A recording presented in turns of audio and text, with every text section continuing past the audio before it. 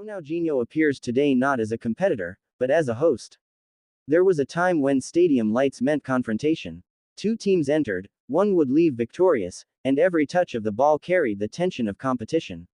The crowd expected dominance, precision, and the relentless pursuit of victory. But when steps onto a pitch today, the atmosphere feels different. It no longer feels like a battlefield.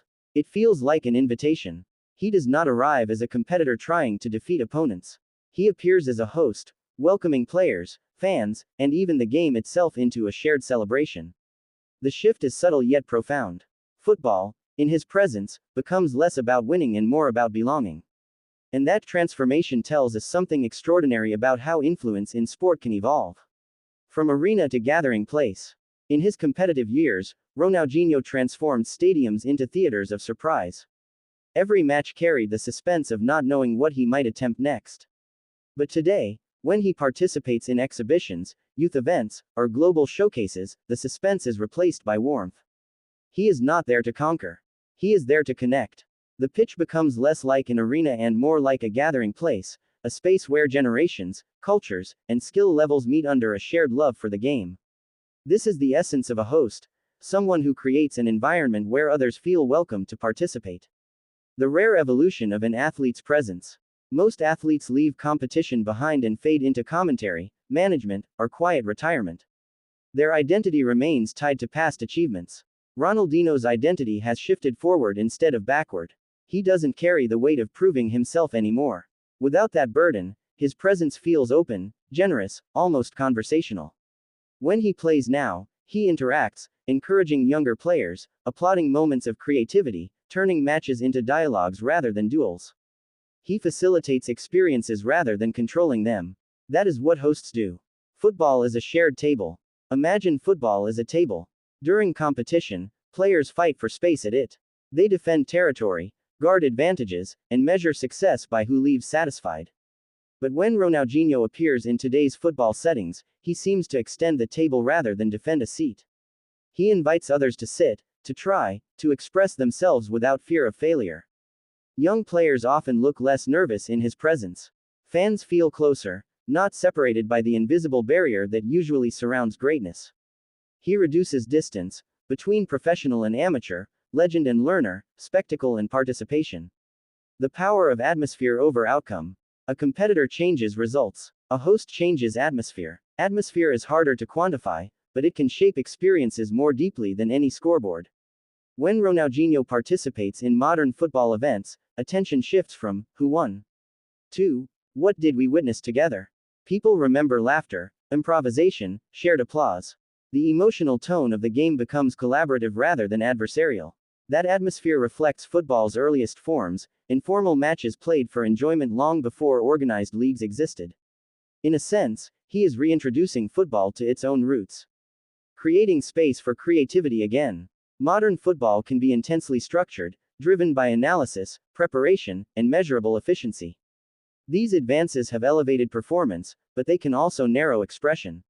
Ronaldinho's role as a host subtly reopens creative space. By celebrating flair in non-competitive environments, he legitimizes experimentation. Players feel permission to try something unexpected. Because the environment is supportive, not punitive. A host doesn't demand perfection. A host encourages participation, a bridge between spectator and player. One of the most striking aspects of Ronaldinho's present-day appearances is how easily spectators feel included. The boundary between watching and playing seems thinner. Fans do not simply observe him, they imagine themselves joining the rhythm of the game. His demeanor suggests accessibility rather than distance. That psychological shift is powerful.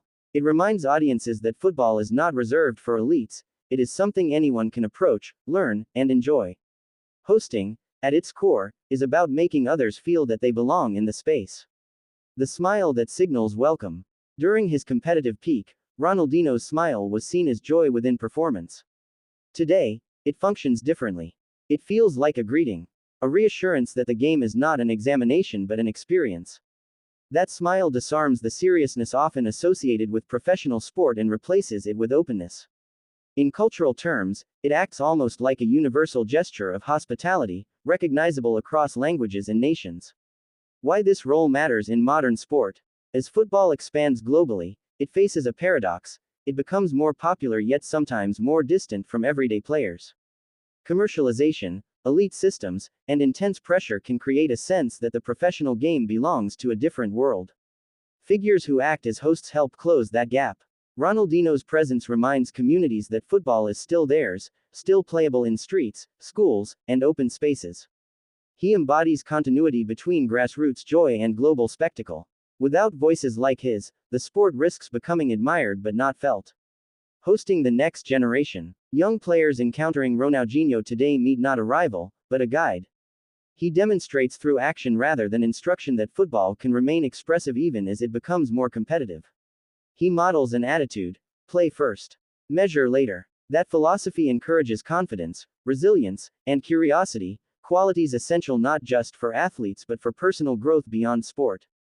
In hosting environments, learning becomes natural rather than pressured. Football is celebration, not just contest. One of Ronaldinho's most lasting contributions may be redefining football occasions as celebrations. Whether through exhibition matches, community outreach, or global appearances, his involvement frames football as something to gather around rather than something to divide over. Competition still exists, of course.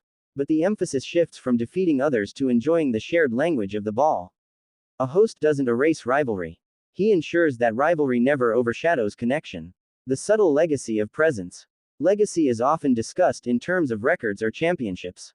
Yet there is another form, the legacy of presence. How does someone make people feel when they enter a space? Do they raise tension, or dissolve it? Do they demand attention, or invite participation? Ronaldinho's modern influence lies in how he shapes environments simply by being there. He demonstrates that greatness can evolve into generosity, that after mastering a craft, one can use it to include others. A new chapter without a final whistle. Because hosting is not bound by age or physical peak, this phase of Ronaldinho's journey does not follow the usual timeline of an athletic career. There is no final whistle for influence built on atmosphere and connection. As long as he continues to appear, interact, and share the game with others, his role remains active. Not as a competitor chasing outcomes, but as a host sustaining experiences. What his transformation teaches us. Ronaldinho's evolution reveals something essential about sport itself. Its highest purpose may not lie in determining winners, but in creating moments of shared humanity. Competition introduces people to the game. Hospitality keeps them there. By becoming a host, he demonstrates how an athlete's impact can mature, from dazzling audiences to welcoming them, from proving excellence to sharing it. Ronaldinho no longer steps onto the pitch asking, "How can I win this match?" Instead, his presence seems to ask, "How can we enjoy this game together?" And in that question, football finds one of its most enduring answers.